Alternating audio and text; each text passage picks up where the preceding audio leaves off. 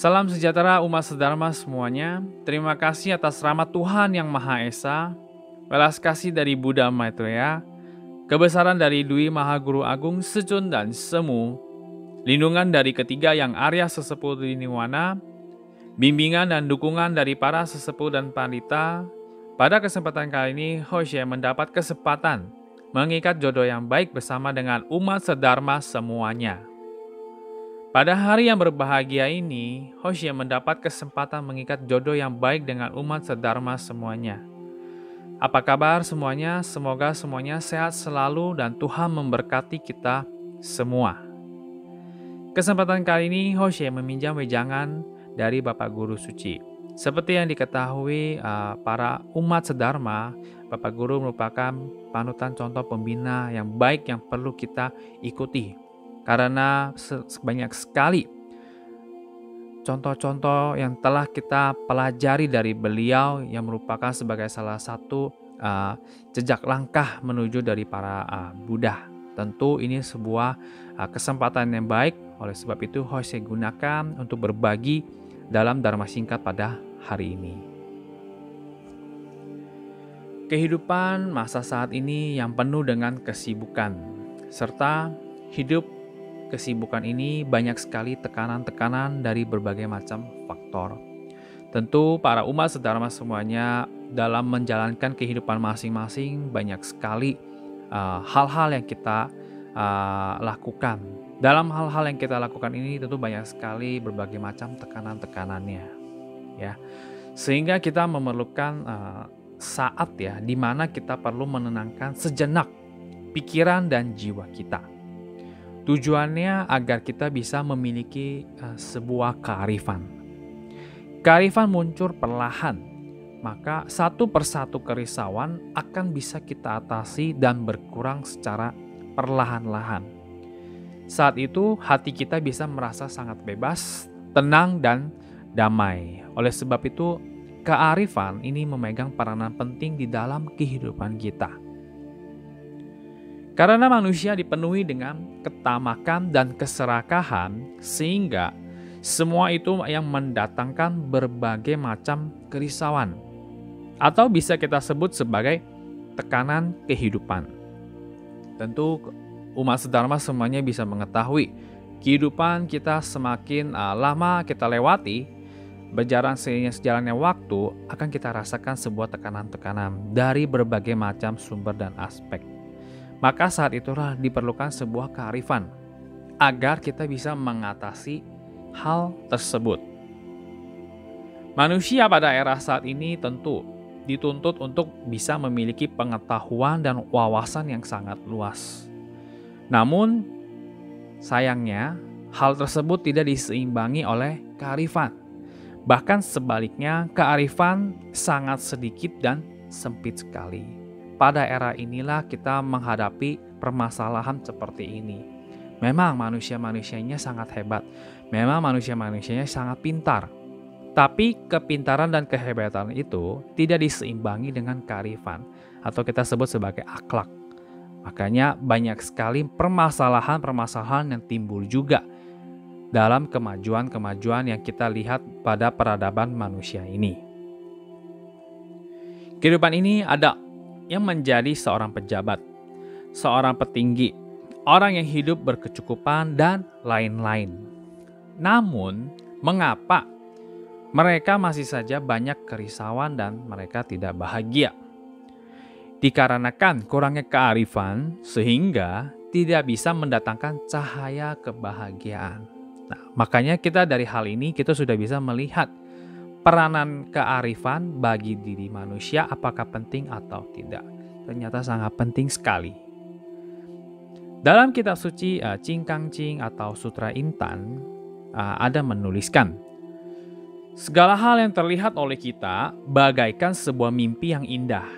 Saat kita bangun, semua hal itu sudah tiada. Lanjutannya, sebuah gelembung balon yang begitu indah namun begitu cepat pecahnya. Seperti embun pagi, sesaat kita dapat melihatnya, tidak lama kemudian embun tersebut pun akan menghilang. Kilatan petir yang begitu cepat berlalu Hanya sekejap mata saja mereka muncul, lalu mereka akan menghilang kembali lagi. Jadi dalam kitab suci Ching Kang Ching atau Sutra Intan, nasihat yang bisa kita petik yang disampaikan dari kitab tersebut, kita perlu melihat dengan seksama segala hal yang ada. Kita harus bisa memahami bahwa ini semua bukanlah yang selamanya ada. Namun kita perlu melalui dari orang lain, hal dan lingkungan ini untuk membina yang sejati yang ada pada diri kita. Singkat kata, meminjam yang palsu ini untuk membina yang asli. Dalam wadah ketuhanan kita sangat familiar dengan perkataan ini. Perkataan inilah ini yang dimaksud demikian. Melepaskan segala keterikatan pada diri kita, maka kita baru bisa melihat yang sejati. Saat kita dengan sungguh hati melepaskan keterikatan, dengan sungguh hati loh, pada saat pikiran kita bisa mengikhlaskan semua hal, maka yang tersisa adalah kearifan. Saat itu, hati kita penuh dengan hamparan cahaya terang yang luas. Maka kita menyebutnya sebagai bahagia. Ini yang kita sebut sebagai bahagia.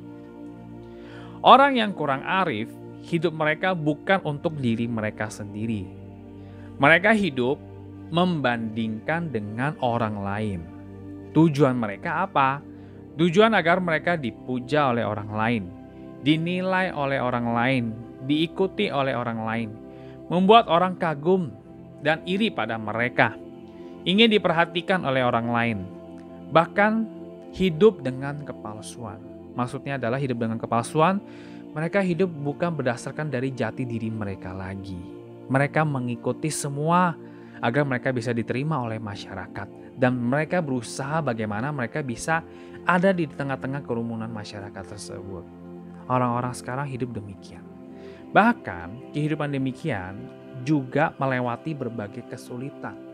Dan mereka juga ada tekanan dan ada penderitaannya juga. Nah, makanya mereka berusaha mencari bahagia tetapi cara yang tidak benar. Caranya salah. Nah, manusia karena tidak bisa melepaskan keterikatan pada hati, maka manusia akan hidup dalam kebodohan batin. Bila manusia bisa hidup terlepas dari keterikatan, maka mereka bisa mendapatkan pencerahan atau kesadaran. Maka kearifan pada manusia akan terus bertambah secara perlahan-lahan. Ingat, bagaimana cara kita masing-masing bisa melepaskan keterikatan pada hati kita. Ingat loh, keterikatan pada hati kita itu akan membuat kita terbelenggu di dalam kebodohan batin kita. Kalau ini nggak dilepaskan, itu akan sulit sekali. Dan kita tidak akan mencapai kesadaran, kita tidak akan mendapatkan pencerahan. Ibarat kita menaruh sesuatu hal pada hati kita, maka hal itu akan menghalangi segala hal dan menjadi tersendat. Maka hal itu akan mempengaruhi keseluruhan sirkulasi pada diri kita. Bila terus-menerus hal itu dibiarkan begitu saja, perlahan-lahan kita akan menjadi sakit dan bahkan bisa lebih parah lagi. Sebagai para pembina diri, kita dituntut untuk bisa memancarkan kearifan masing-masing. Membina harus arif dan bijaksana. Bukan berarti kita hanya bermeditasi saja sudah cukup. Dan kita tidak perlu melakukan hal lain-lainnya lagi. Ini juga seperti ibarat bukan hanya kita sembahyang saja sudah cukup. Bukan hanya kita baca kitab suci saja sudah cukup. Tidak. Diperlukan keseimbangan antara rohani dan jasmani. Dalam wadah ketuhanan kita familiar sekali disebut sebagai antara pembinaan dan pelaksanaan itu harus seimbang. Bukan hanya kita belajar saja, tapi kita harus laksanakan. Bukan hanya kita laksanakan saja, sebelum melaksanakan, kita harus belajar juga. Jadi antara intern dan ekstern ini harus seimbang, harus selaras. Tentunya segala yang sesuai dengan kebenaran Dharma, kita hanya perlu mengikuti pedoman tersebut. Kebenaran Dharma itu sudah ada dari dahulu. Tahu itu sudah ada dari dahulu. Kita hanya perlu mengikuti pedoman tersebut. Semuanya sudah ada, hanya perlu kita ikuti saja. Maka kehidupan kita akan lebih bermakna dan kita akan bisa lebih mensyukuri apa yang telah kita miliki. Terlebih, kita bisa lebih menyayangi setiap makhluk hidup yang lainnya. Bukan seperti banyak orang yang terus mengeluhkan dibanding bersyukur dalam kehidupan mereka. Kenapa? Banyak orang yang mereka lebih mengeluhkan dibanding mereka mensyukuri apa yang telah mereka dapati. Karena mereka masih merasa tidak puas, karena mereka masih ada rasa tamak pada diri mereka. Dan mereka masih ada semua keterikatan. Oleh sebab itu, mengapa kita perlu mengikuti pedoman Dharma yang ada, petunjuk agar kita bisa mengetahui, kita bisa mendapatkan pencerahan. Manusia hidup memiliki hak untuk bisa mendapatkan kehidupan yang layak dan kebebasan untuk berekspresi. Namun buat kita semua, jangan lupa bahwa manusia juga memiliki tanggung jawab dan kewajiban yang perlu mereka atau kita penuhi juga. Bukan hanya saja kita punya hak, tapi kita juga mempunyai sebuah kewajiban. Singkat kata, manusia hidup dengan mengambil dari alam semesta ini. Namun ingat, kita mengambilnya dengan tanggung jawab atau hanya sekedar mengambilnya saja.